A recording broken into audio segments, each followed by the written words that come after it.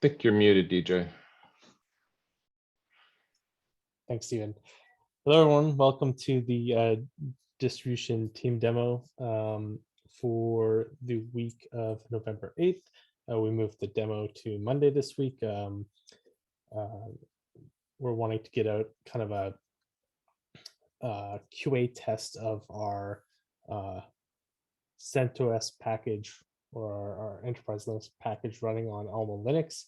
We want to get a QA test done, and I thought that would be a really great demo to kind of show, to walk through what a local run of Gitlab QA looks like. So we want to do it early in the week, and it seemed like a good demo. So that's why we're running it a little bit earlier in the week this week. So I have an instance set up, but before we jump into that, just to talk a little bit about the Gitlab QA test runs for those who aren't familiar with it. So for the most part, we run GitLab QA against using CI pipelines, and those are triggered in multiple places. So they run in merge requests on, well, there's kind of like two areas they run. So one is on kind of like work in progress changes in merge requests, and those can be triggered from the main Rails branch. They can be triggered from now our CNG project, from our Omnibus project by triggering a package build, and also from charts that make use of the GitLab QA project to run end-to-end tests on the package suite. And then the second location where these run is we have instance environment tests that run against our staging environment, and a couple other environments that are set up by GitLab QA that run that way. So in terms of the work in progress merge requests, they tend to use our Docker images for running the tests, versus, and are able to, part of that is even the test suite booting those images and setting up the instances within those Docker images. And then there's another set of tests, which is similar to how like we run against staging, which are tests designed to run against an already existing setup. So here on our team, every couple of months, we might have a request that comes in that involves running the QA tests against a platform that we don't have in automation. So part of that is because right now our Docker images are pretty much all Debian based. So for this Alma Linux package, we're specifically talking about our Omnibus packages, Linux packages here. So we only, in terms of Docker images, we only have an Ubuntu Docker image for these. And so all of our automated tests are based around Docker images. So we don't currently have a CI pipeline that can run this test suite for me.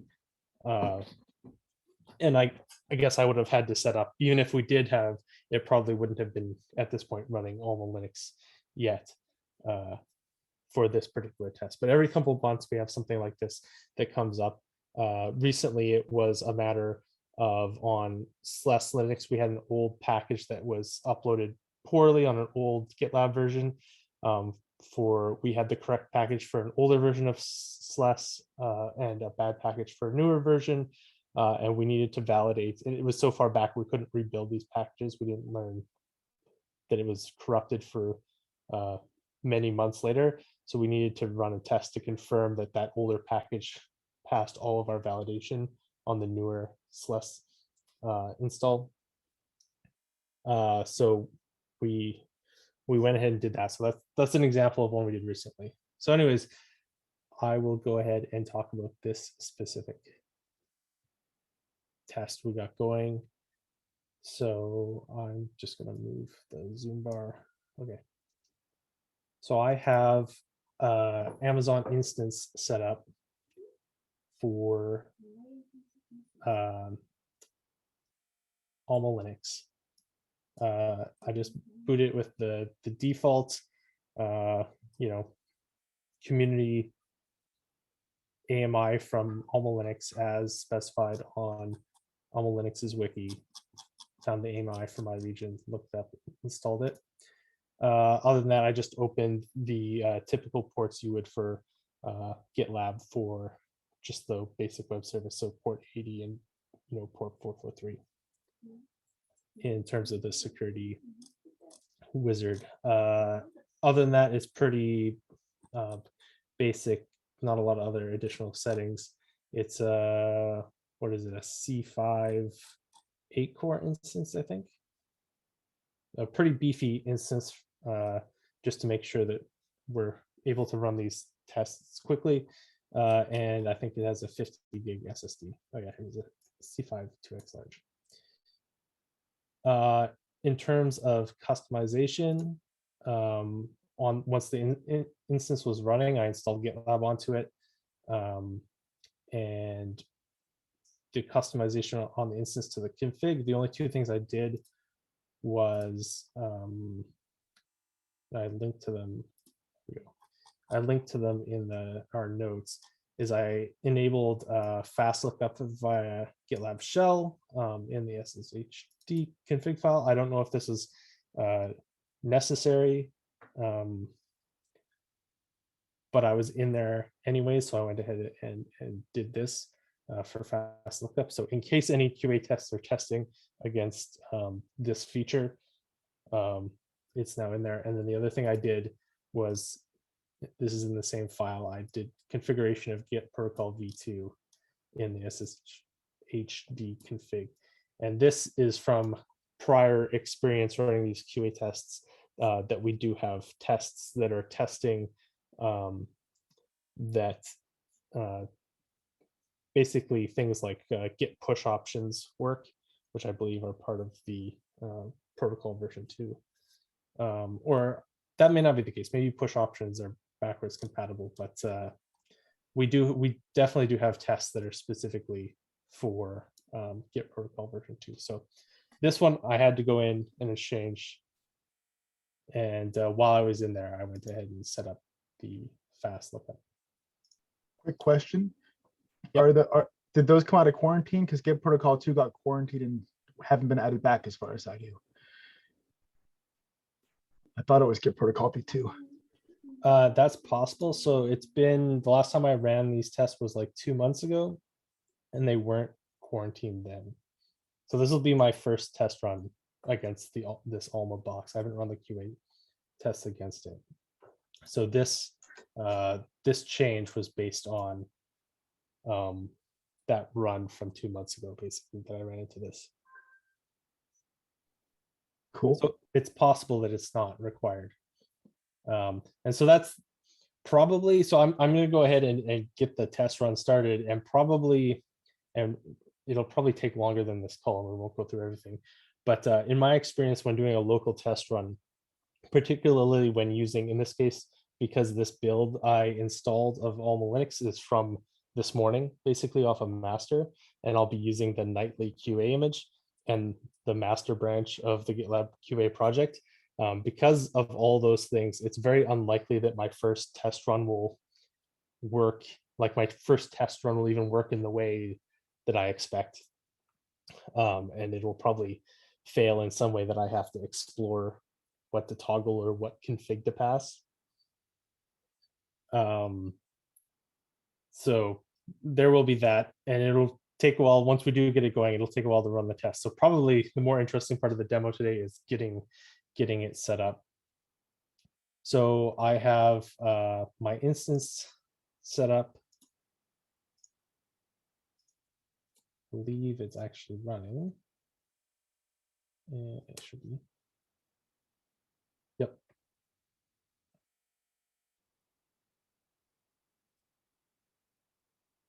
Now it says open registration is enabled, but it does require admin approval. Okay.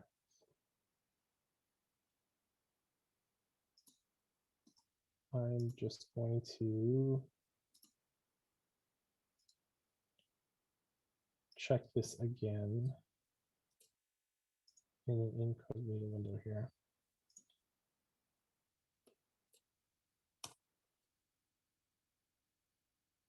It doesn't actually look like sign up is enabled. Oh yeah, it is. On the register now. Okay. Perfect. Interesting. I'll come back to that in a second. That kind of was a tangent. I got distracted by that banner. So in terms of the QA project, there are docs in the QA folder on the main GitLab project that are kind of a good introduction to the end-to-end tests. They largely focus on running them in the GDK though, which is a little bit different than what we're doing here. But they're not too long, so it's worth if you aren't familiar with it at all, it's kind of a good place to start.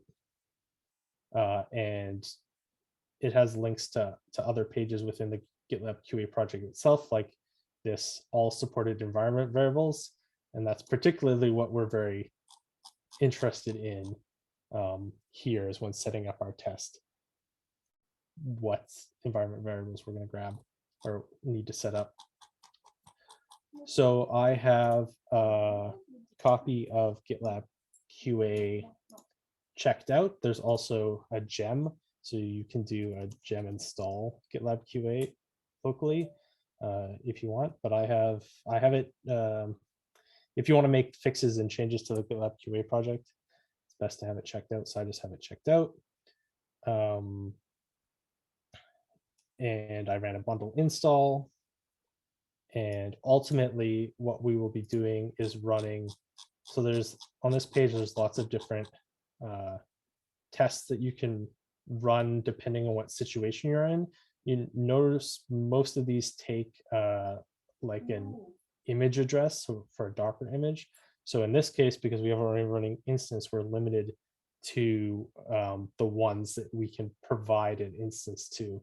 So if you look at this list, it's this one right here, this test instance any part of the setup. So basically, it gives an example of what this would look like.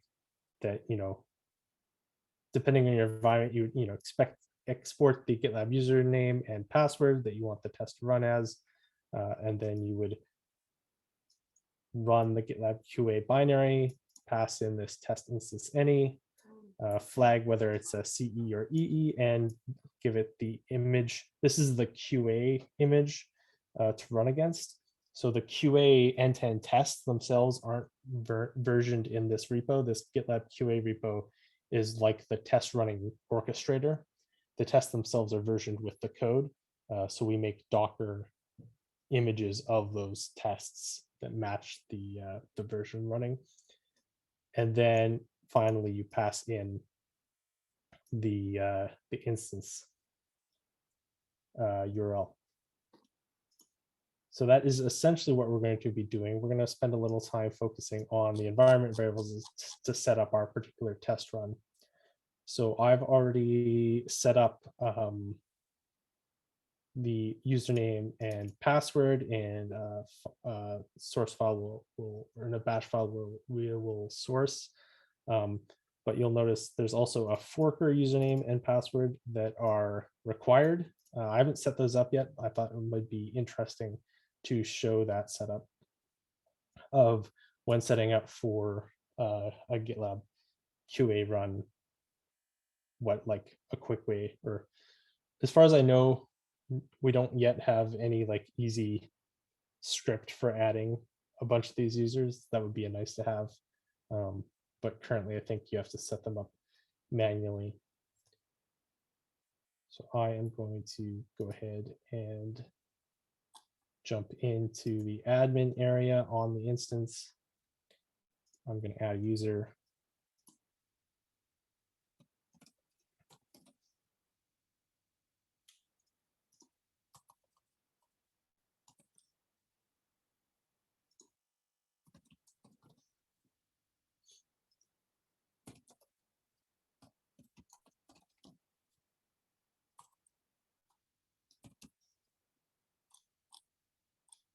And this user does not have to be an admin user. So I'm going to create the user.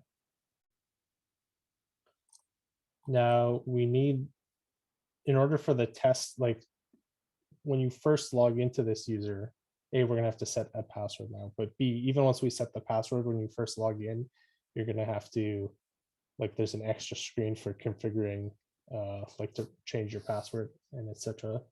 That the tests aren't expecting. So we have to go that far in as well. So to add password as an admin, I have to go in here and add a password.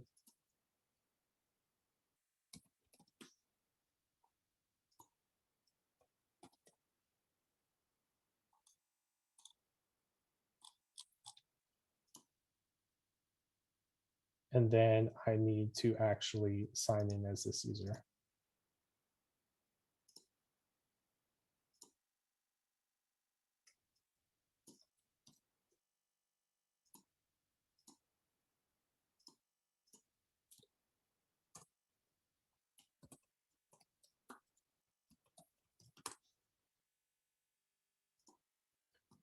So this is the screen that the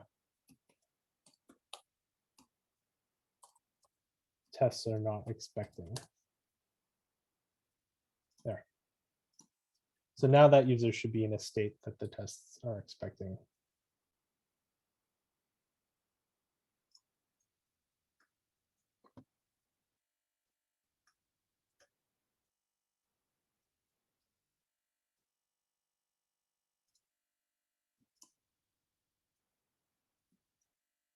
So if we go over to our GitLab QA, we'll start exporting some variables here.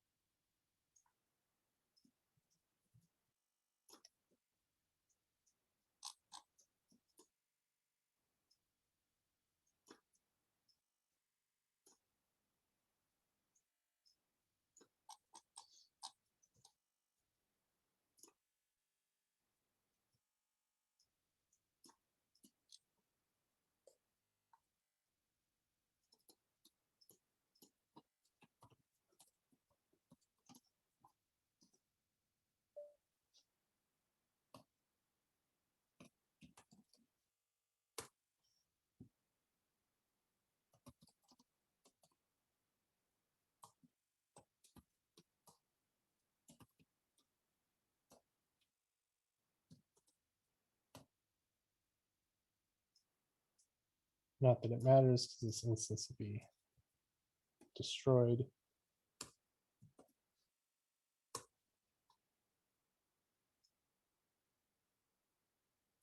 But we'll set those two. And then next on here, you'll see a bunch of GitLab QA usernames. You'll see these are required to be manually set in environments where signup is disabled. We saw that signup was enabled in my case, so the test should be able to auto create them. So we will see if it manages to also, like, currently we have the requires admin approval on, so it's possible we may have to turn that off temporarily during the test run. But we'll find that out. So after the various QA users, there's LDAP. We're not going to test LDAP. There's admin username. I just set that to the same as my regular root user. Sandbox name, we can use the same.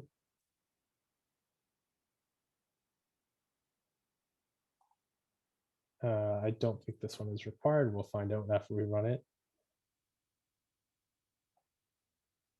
And that isn't required. And this is not CE. This is not an EE instance at the moment. I do want to run the test on the EE instance. I just didn't have the package for EE was still running at the time that I set this up.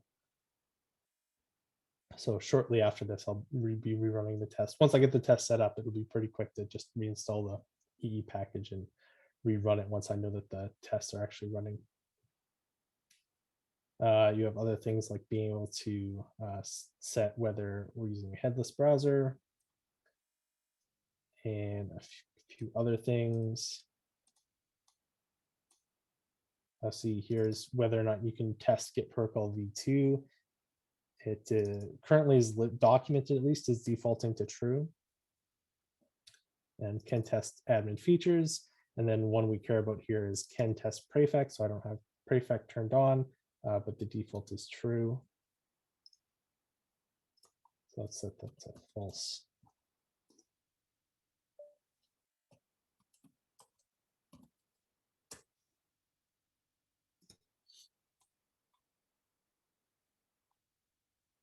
And then you have a couple other options here. I don't think there's anything else that we need from these options.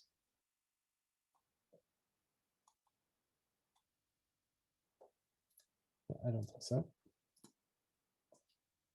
Okay. And so next, we do need one more option that is when running on, at least on my system, we do need one more option, which I put a note in the docs for. So in the GitLab QA project, there is an option on Chrome to disable the dev shim usage. If on my machine, in my experience, if I don't disable it, it's after, I don't know, like 15 minutes into the test, all of my tokens get all my tests start failing. So I need to enable it, unfortunately, and I need to go in and open up a merge request for this. The only way currently to get the test to disable it is by making them think that you're running in CI.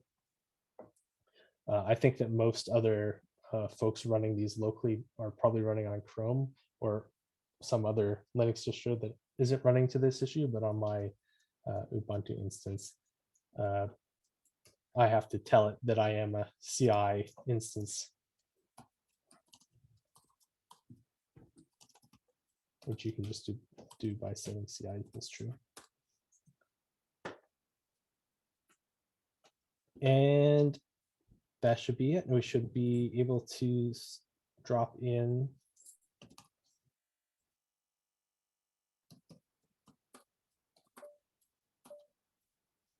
there we go. There's the GitLab QA binary in this case. And we will do, oh, I need to source. I said I was going to source the other.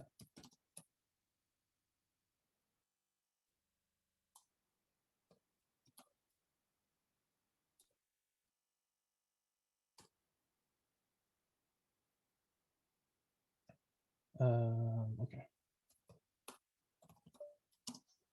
We will see if how far we got.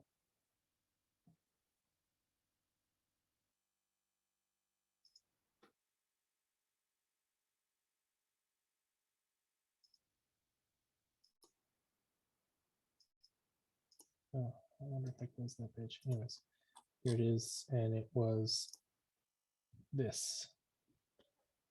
Oh, we need one more thing though.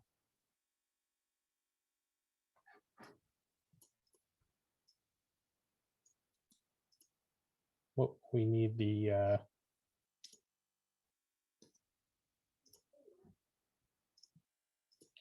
GitLab QA tag. I'm going to grab it from Docker Hub.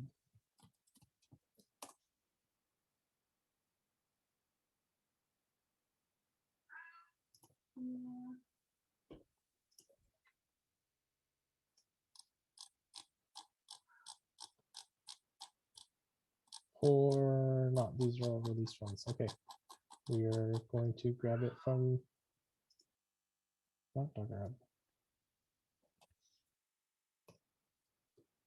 Let's go find it in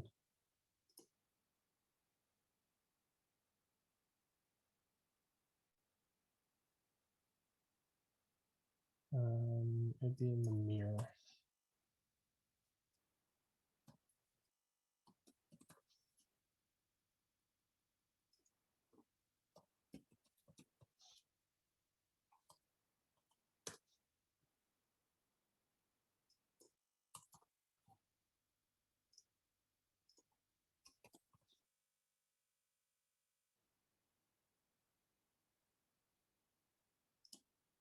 Okay.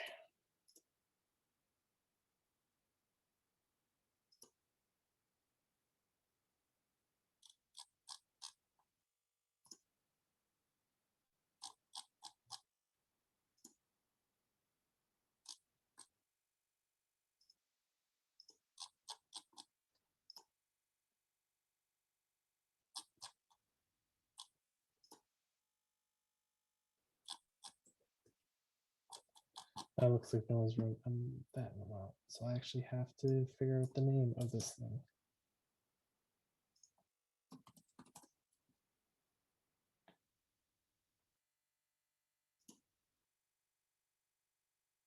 Oh, it's under the build subgroup. That's why.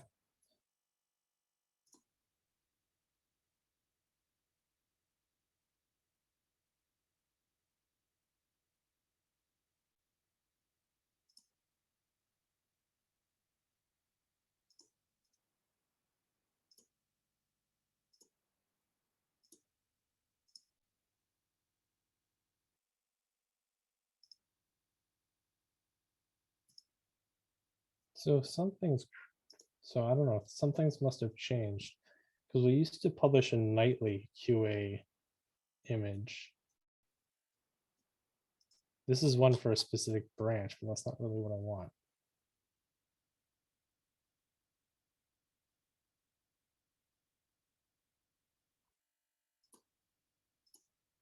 I'm just going to try nightly and see what happens.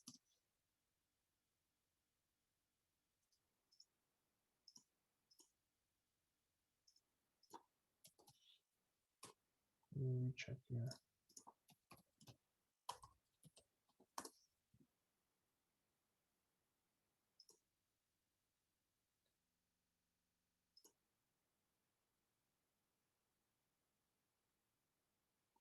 Oh, how did I miss this one?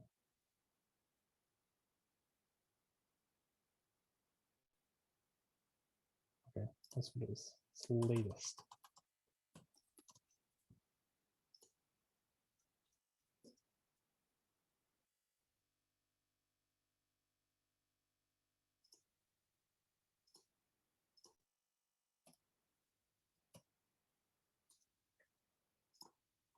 Okay, we'll give it a run and see what breaks.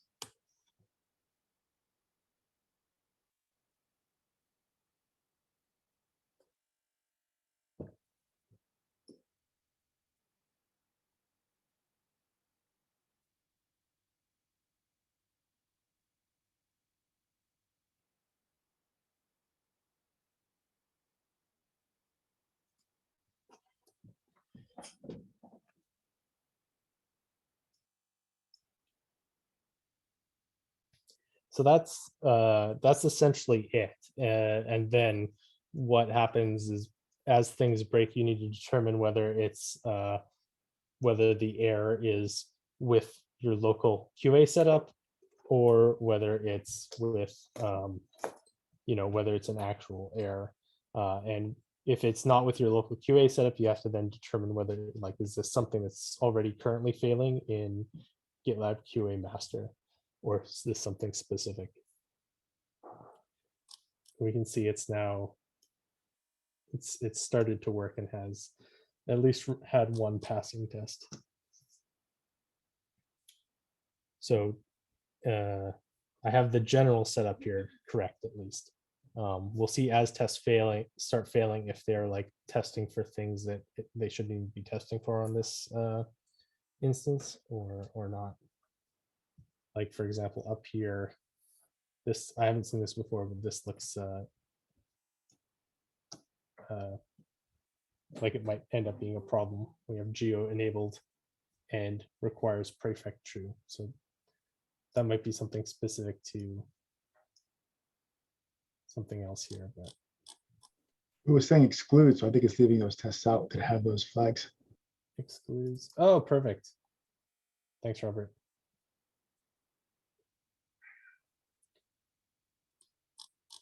Yeah, so we're at the half-hour mark. So people does anyone have any questions or comments or anything like that?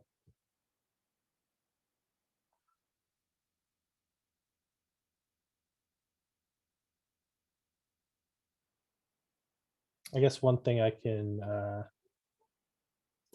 show is, and it's documented in that page, but in temp, there's now a GitLab QA folder, which is going to have, if there is an error, so apparently there was at least one error, I must have missed it going by. But this is where you're going to see your screenshots of errors, and depending on the test, I guess, yeah, an instance test, it'll basically just be the screenshots of any errors. So I didn't set up the GitHub import, so I actually expected it to skip it. Oh no, imports of GitLab. Okay, we'll actually have to take a deeper look at that, because that should be working. So it's at least one failure on this instance that I have to test or check out further.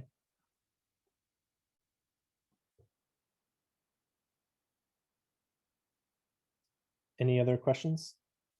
Or that wasn't a question, I guess that was just me going off and deciding to show that.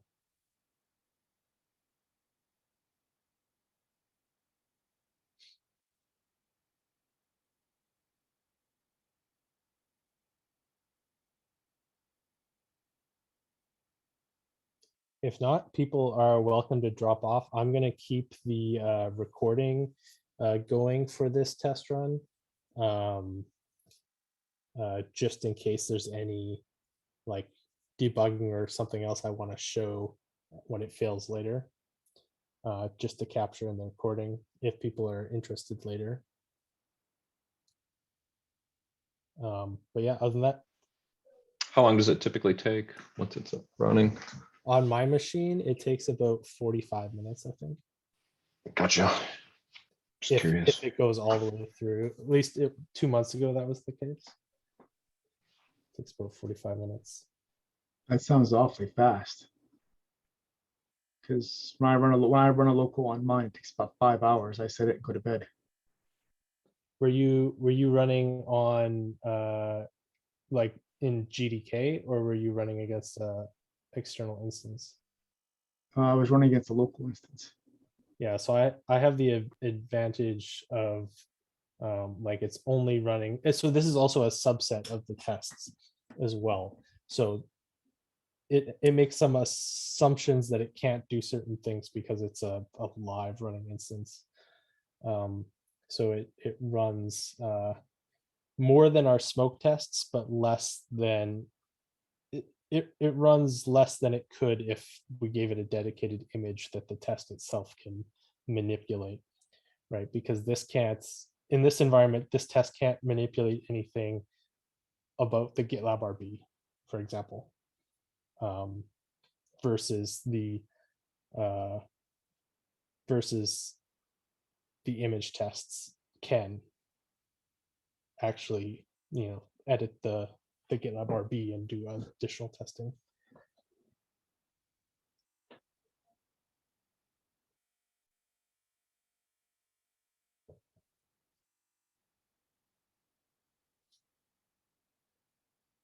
So this one skips any that require like a external component, also any that require like reconfiguring and restarting GitLab.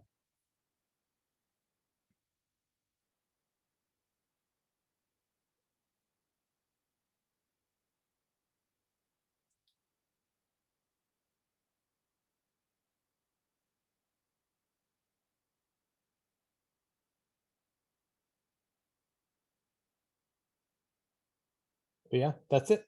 Like I said, people are welcome to drop off. I'll be investigating the failures.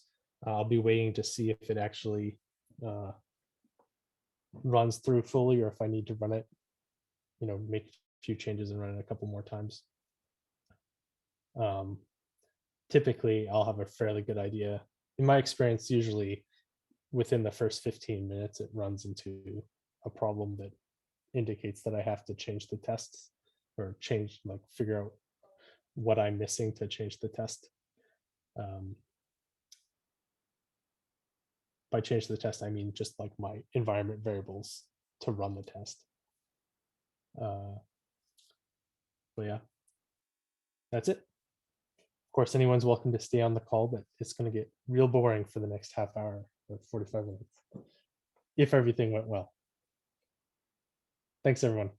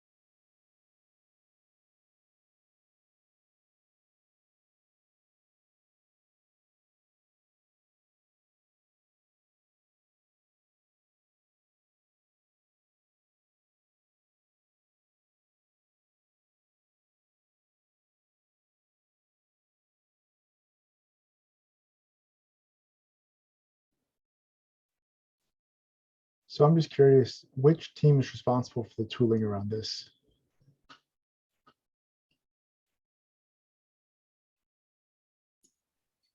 This is the quality team, the quality department. Right, but which specific team owns like the tooling part of it? I know that each team is embedded and like writes the test for the pieces they're part of, but who's responsible for like the tooling around using it? That I'm not sure at the current moment.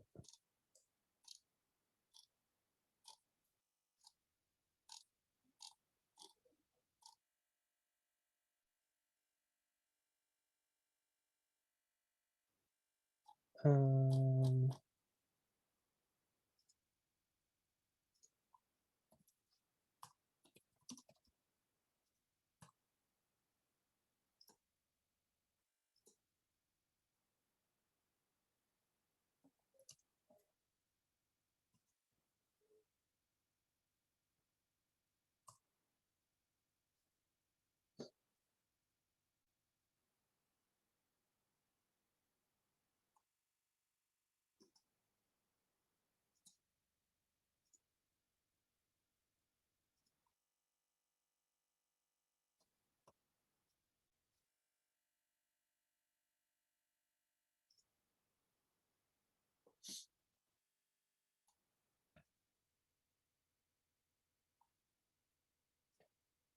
Here's the list of maintainers. I'm not sure if it has a team owner though.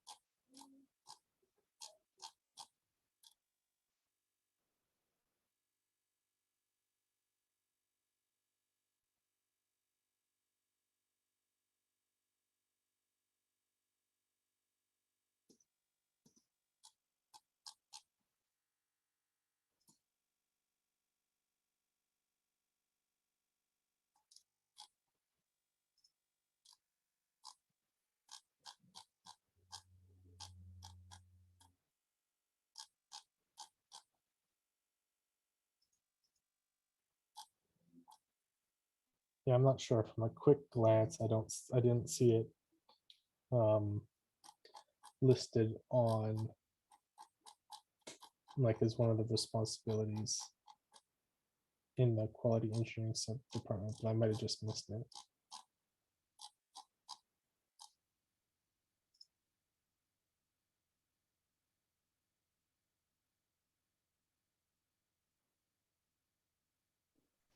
Yeah.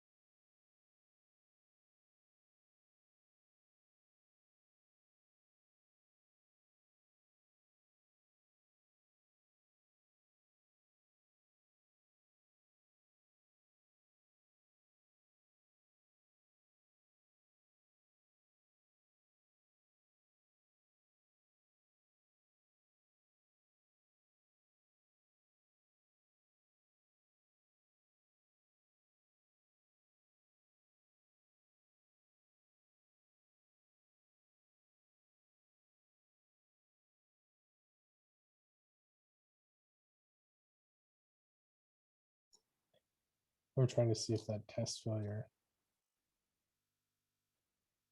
is one that's also being seen. Doesn't look like it.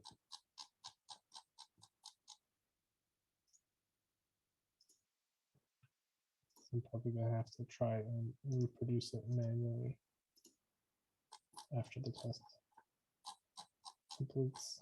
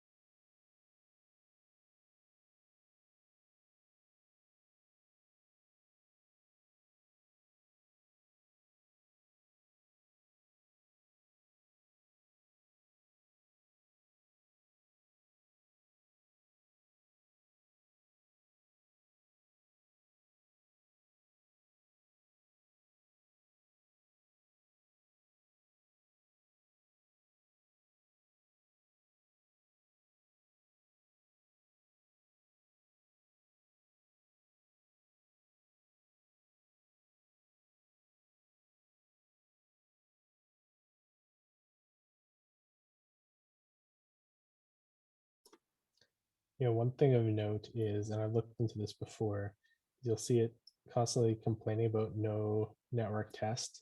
So it has a check that if you have a Docker network set up called test, it will use it. But every test it checks, and you get this error in the logs. In the past, sometime I've like explicitly just created the Docker network before creating a test just to get the message out of the log,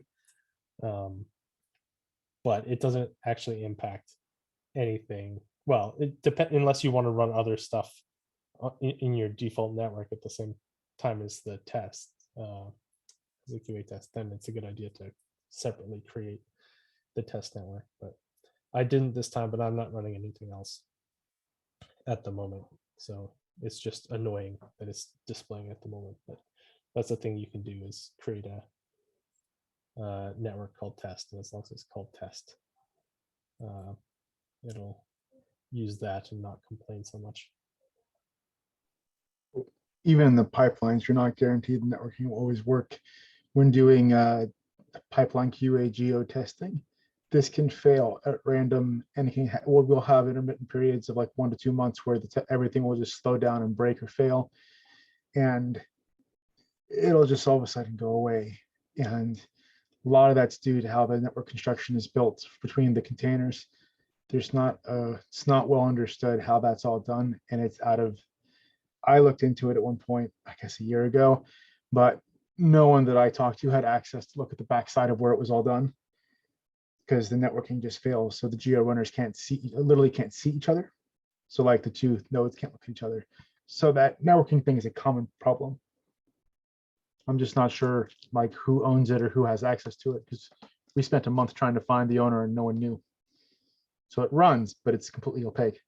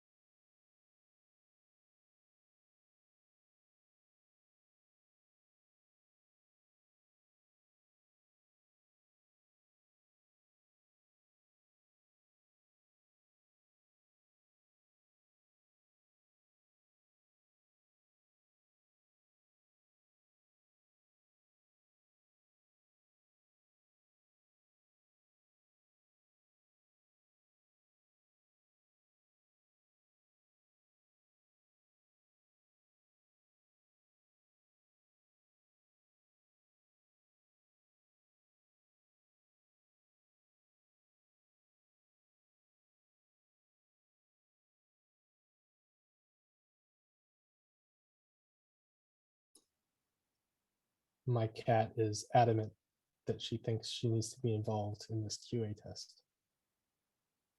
And I'm going to hold her back from using my mouse and typing on my keyboard.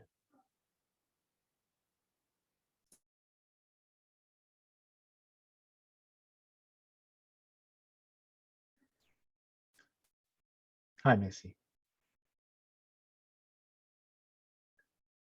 Mine has been terrorizing the styrofoam behind the camera.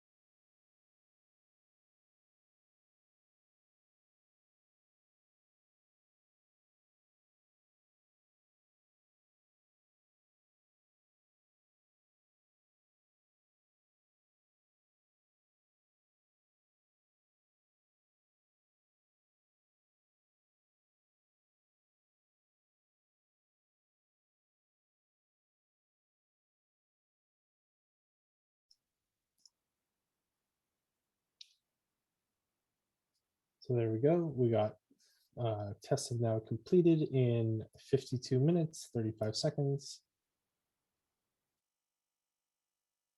And we have 4 failures to look into. So that's few enough that I can probably manually look into them and try to reproduce them manually and or run just that single test using GitLab QA. Let's see what we got if we can eliminate them. So we got resource not deleted error on manage subgroup transfers to a subgroup to another group. To look into, we got manage project imports GitHub repo via API. This one's actually expected because I did not provide GitHub API token. I must have missed the flag to turn off this test because I did explicitly intend to turn off this test. So that one's fine.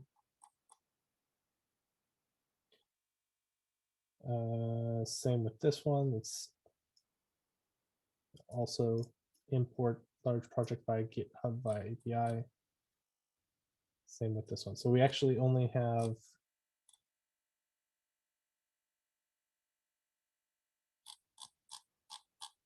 one to look into, it looks like. The other 3 are expected. So it's just this managed subgroup.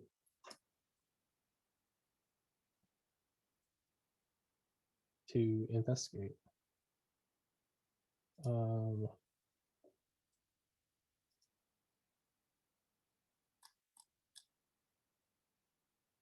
Let's see.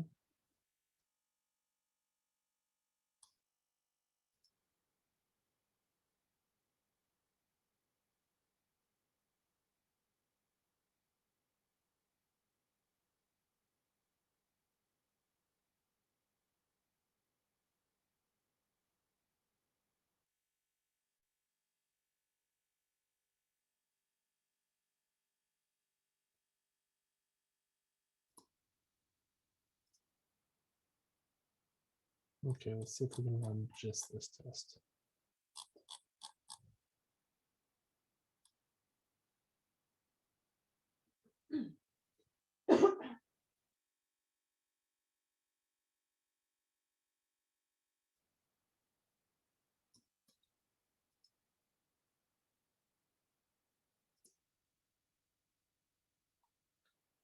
Select the syntax.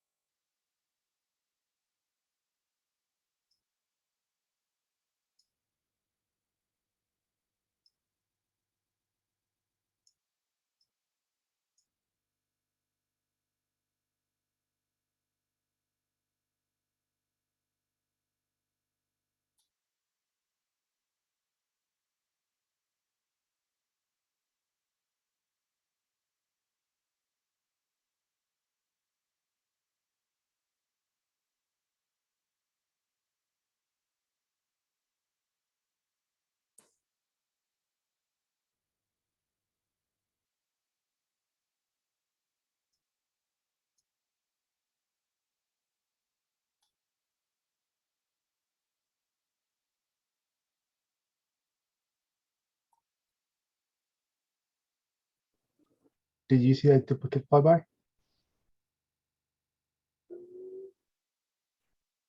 Said something doesn't work because an instance already exists.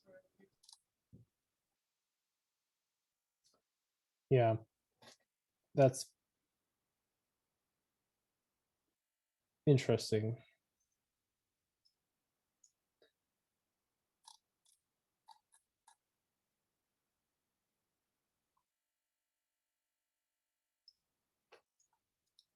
The problem with having JSON and non-JSON logs is the duplication.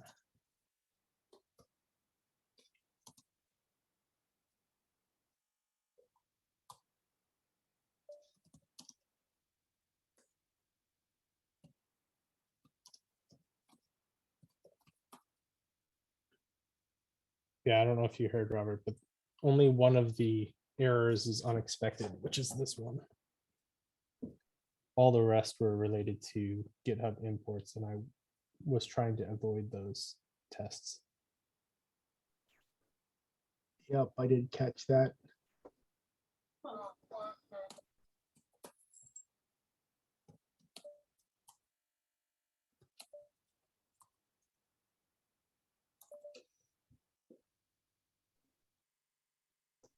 Missy will fix it. She's trying.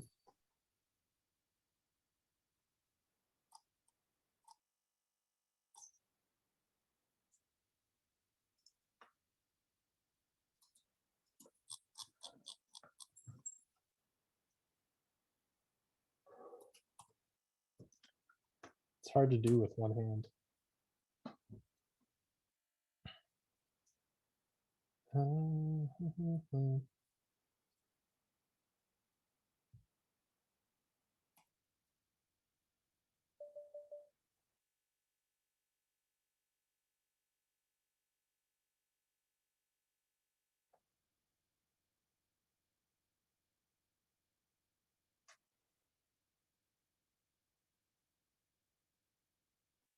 Yeah, it looks like it's somehow scheduled to.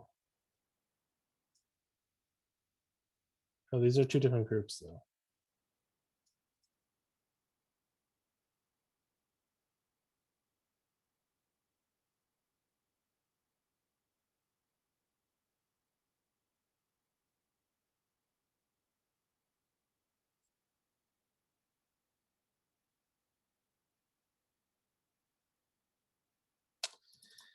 Oh, I wonder if my machine is running the tests too fast.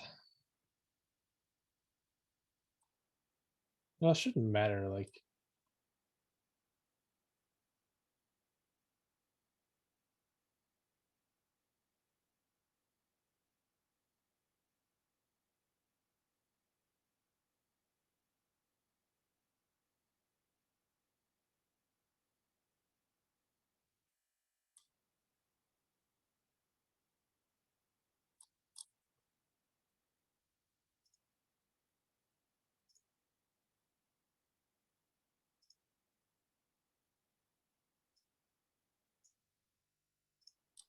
Those logs are just so noisy and full of errors, though.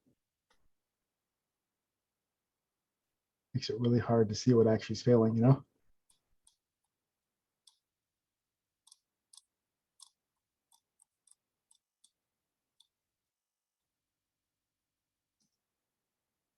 no, these tests look like they were just changed to. Well, that's not the error I'm writing to.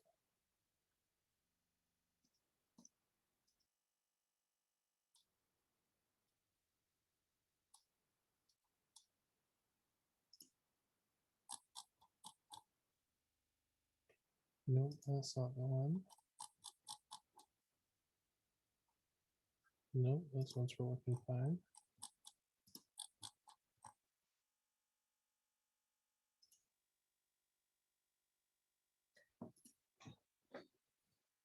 Okay.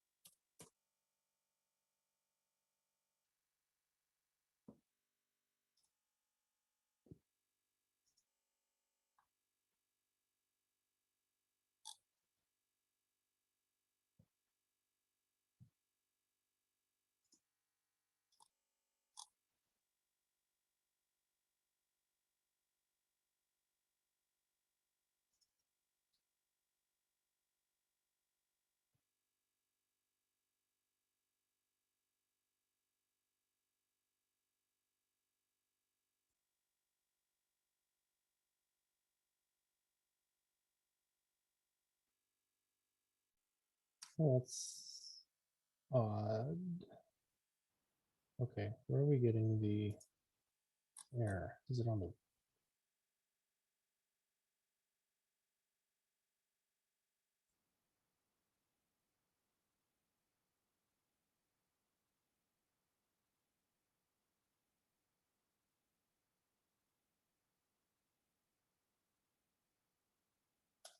Oh, okay. We need to look higher up because of the retry logic.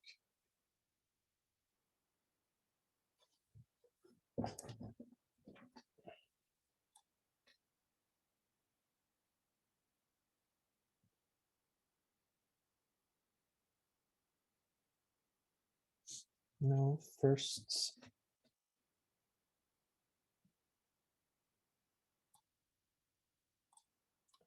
Okay, how do we tell it not to retry?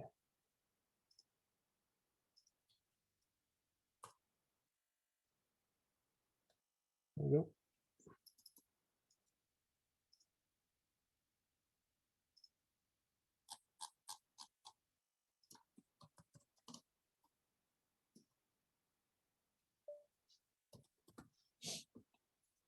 So the locking issue is actually probably the retry.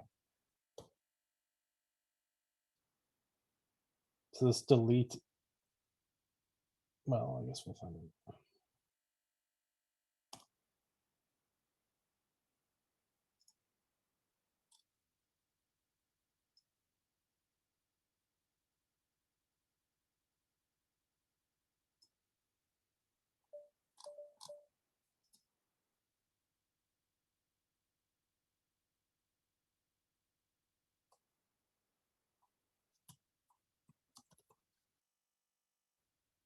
No, still get locking issues.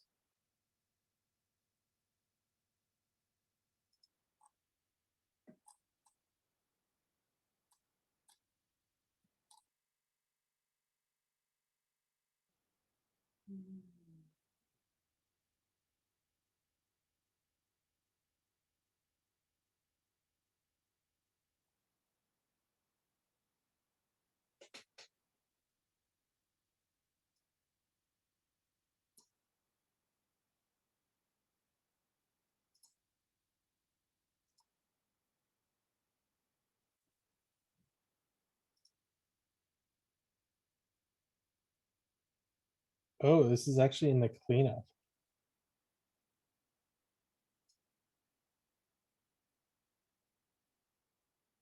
Huh.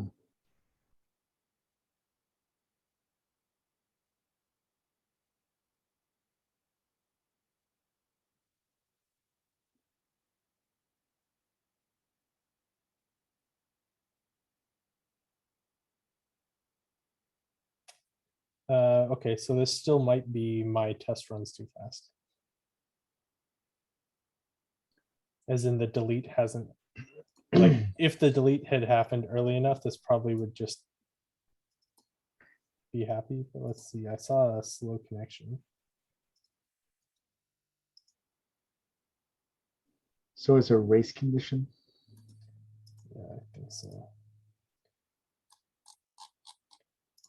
Also, that moment when you realize you unmuted yourself to clear your throat instead of muting yourself to clear your throat. Sorry about that recording.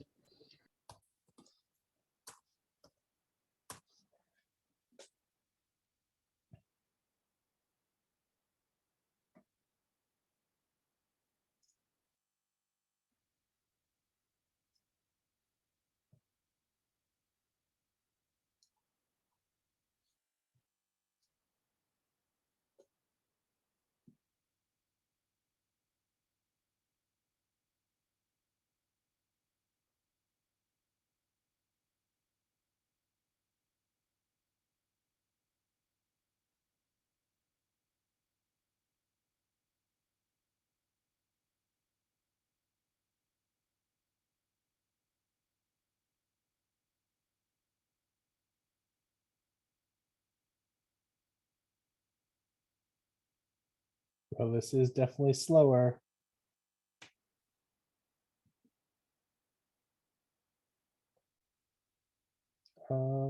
I still see exclusive lease error.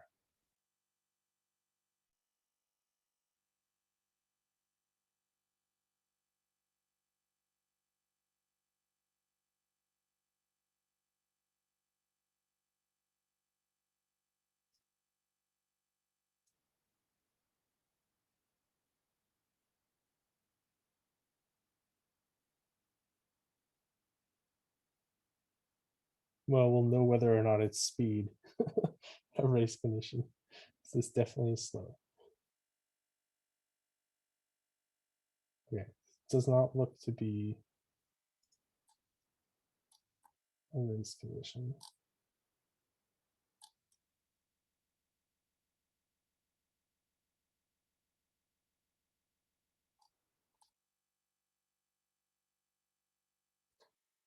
I could already see earlier from the screenshot that it was actually successful.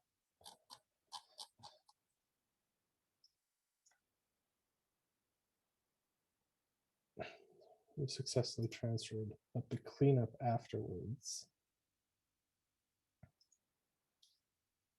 The test cleanup specifically is failing.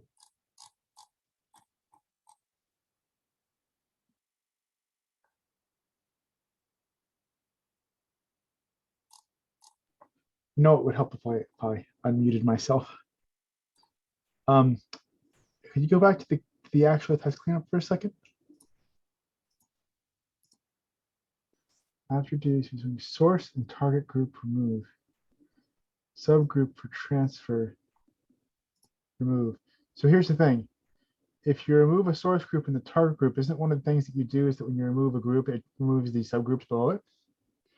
So is it happening in the wrong? Is it happening out of order where it should be remove the subgroup, then remove the other two?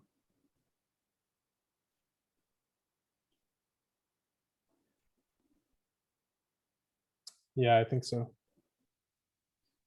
So I think the cleanup is what's broken. It's out of order. Yeah, or it needs to wait or something.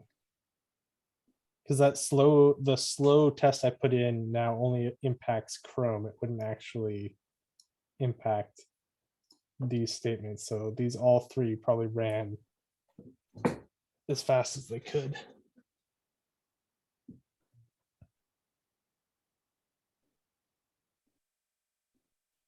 Anyways, I don't think it's a issue with this instance. I'm going to log an issue for the tests though.